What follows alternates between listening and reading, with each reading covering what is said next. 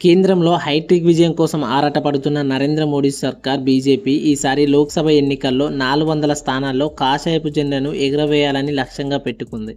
2014 NDA కూటమికి 336 స్థానాలు దక్కించుకోగా బీజేపీకి సొంతంగా 282 స్థానాలు జయకేతనం ఎగురవేసింది.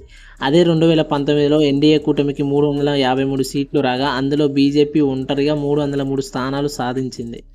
ఈ క్రమంలోనే ఈసారి 400 సీట్లను దక్కించుకోవాలని ప్రణాళికలు సిద్ధం చేసుకుంది.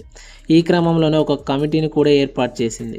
గత ఎన్నికల్లో బీజేపీ ఓడిపోయిన స్థానంలో గెలిచిన ఇతర పార్టీల ఎంపీలను కాషాయ పార్టీలో చేర్చడమే ఈ కమిటీ ప్రధాన ఉద్దేశం. ఈ మేరకు బీజేపీ వర్గంలో చర్చ కూడా జరుగుతుంది. ఈ క్రమంలోనే 2019 ఎన్నికల్లో కోల్పోయిన 160 సీట్లను ఈసారి దక్కించుకోవాలని భావిస్తున్న బీజేపీ ఆ స్థానాలపై కీలకంగా దృష్టి పెట్టింది. మరీ ముఖ్యంగా బీజేపీ అభ్యర్థులు గెలిచే అవకాశాలు లేని నియోజకవర్గాల్లో ఇతర పార్టీల నేతలను